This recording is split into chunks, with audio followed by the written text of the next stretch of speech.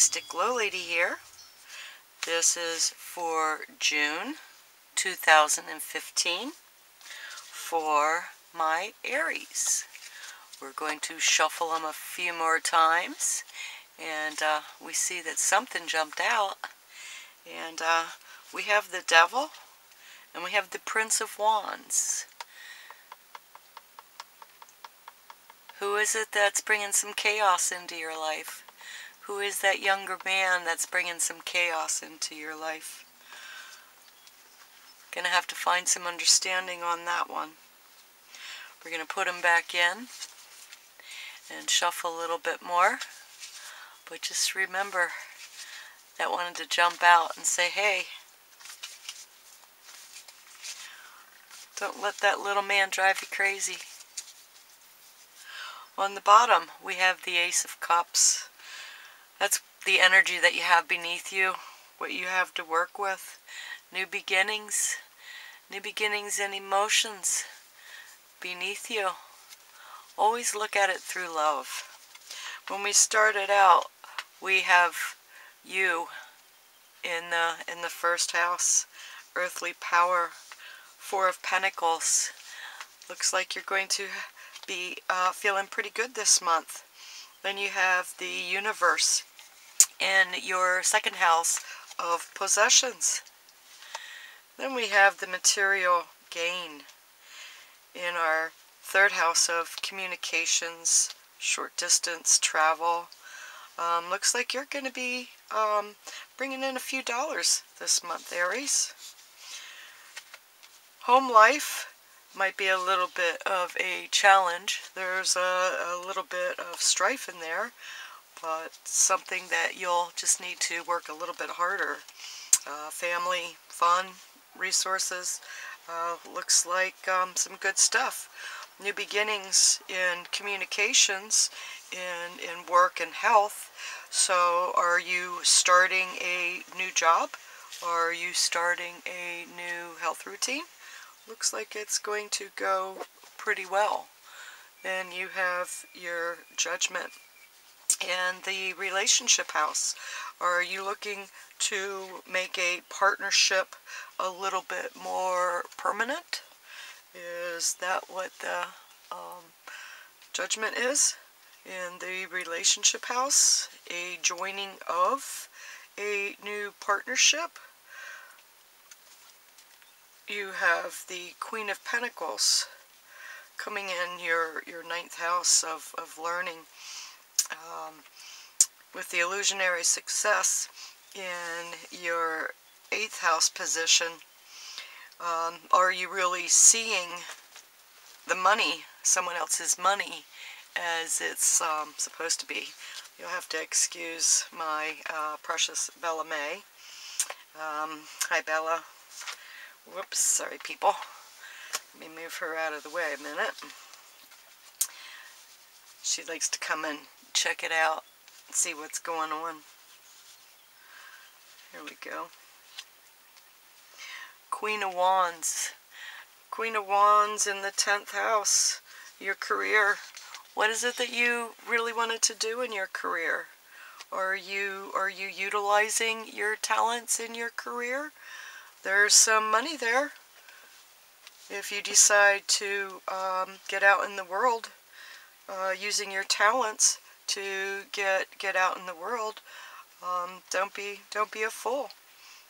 You know, in the 12th house, new things, new beginnings. Don't be a fool with going out and making some money. People might think that it's not. Well, it's not in their forte, but that doesn't mean that it's in, you know, that it's not good for you. You know, just because somebody else tells you something, you're going to have to listen to their wisdom, but the knowledge, the information, you're pretty much going to have to learn for yourself. Now, this month, we have, in the first house, being that you're Aries, we have Uranus. Uranus is in there, and that's unexpected. Unexpected changes. what kind of changes are you wanting to make in your life? Because Uranus is there, and it looks like you can make some really good changes for the better. You have the energy to make changes better in your life in June. Then we have up here in the third house, we have the sun. The sun is in Gemini, and it's going to be in Gemini until the 22nd, and then from the 22nd it'll go into Cancer, which that'll take it into your fourth house of home. And excuse me.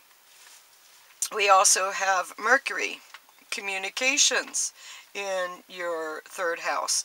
So with the money that's in there, it's retrograde until the 12th.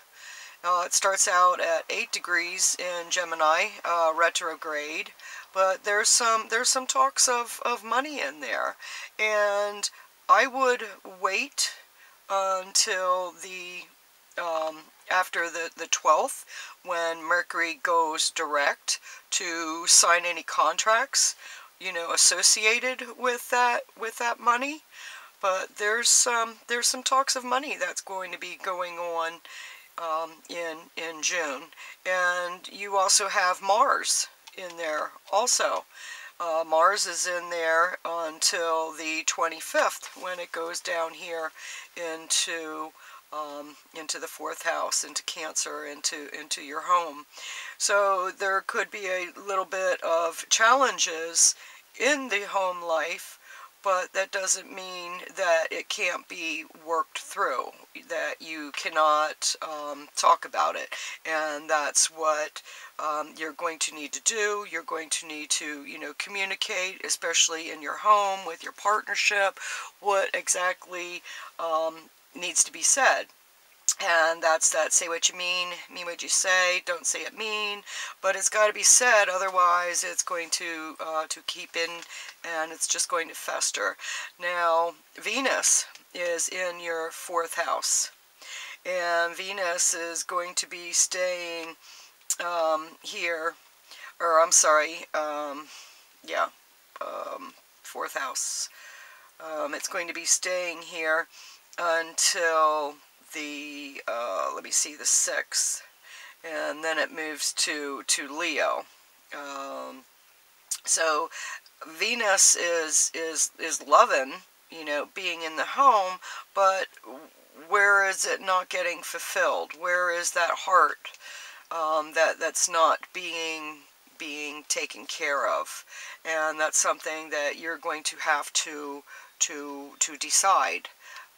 Do you want to be happy, or do you want to be right? You know, the friends, the family, you know, Leo's in here. Leo's always happy, boisterous, out there, show me. You know, what is it exactly that you're looking for with your friends and your family? Venus is going to be here, as I said, until the 6th, or down here until the 6th, and then, you know, moving up to go out and have fun. The end of the month is definitely going to be more of a fun period than at the beginning. You know, the job, you know, the health, taking care of you. That's going to be a big thing this month with the, you know, the taking care of you.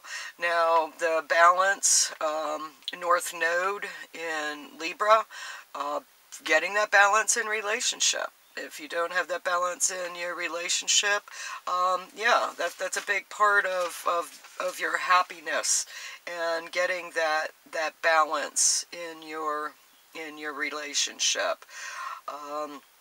We have Saturn. Now, Saturn is up here in your 9th house, and it's in retrograde.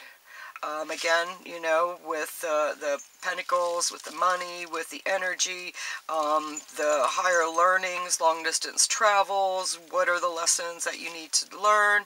Because being that it's in retrograde, it's going to be coming back down into your 8th house, and it's going to touch into Scorpio, and that's the 16th, and it's going to be at the critical 29 degrees in Scorpio. So that's the deep, dark, what is it that you need to get out? What is that lesson that you have been hiding, that you've not want to face, that really needs to be put out there and at least looked at? You're going to have to, you know, take a look at it. Is it or isn't it? Now, over here we have Pluto.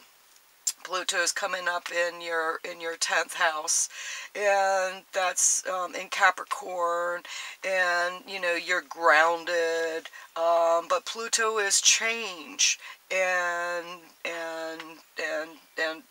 rebirth. It's destruction, rebirth. So what is it that needs to be changed in your career? Is it a new partnership? You know, are you looking for more money in this career house? What isn't, you know, what is it not? What is not making you happy? That's something that you need to consider. Then up here we have in the 12th house we have Neptune. Now Neptune is in there. It is retrograde, along with Chiron, our wounded healer. So go back to your childhood and find out where those hurts are. Where were you hurt as a child, and then see if it was done intentionally. A lot of times we tend to look at our childhood and we, you know, blame others, but we don't understand that the ones that we blame were not doing it to hurt us. They were doing it to help us, and we don't understand that. So go back to your childhood and clean out those issues that are coming along with you. See them for what they really are, and heal those pains. That's a biggie. I mean, if we can go back to our childhood and heal those pains that have been coming with us since then, we can definitely be much happier in our daily lives. So, you know, what is it that you can change? You know, you can't change other people. It's more of an acceptance. And if it's in your home, well, if you can't change them, then the only person you can change is you. And acceptance is the answer to all of my problems. And if you can't accept what the problem is, if it is unacceptable, then that is a great indication that you need to change something about you. I'd rather be happy than right. You know, if it's coming down to, you know, I have to be right, you're not going to be happy, because not everyone is always going to agree with you. So I choose my happiness over the need to be right. Yeah, it's good when you are right, and it's good to stand up for what is right. But where is that energy wasted? You know, is the energy wasted, or can you do something constructive with it? So, all in all, it looks like a great month. Just beware of those little things that might crop up, and say what you mean what you say. Don't say it mean, but be happy too. Cool. All right, Aries. I will see you, speak to you in July. Have a great June.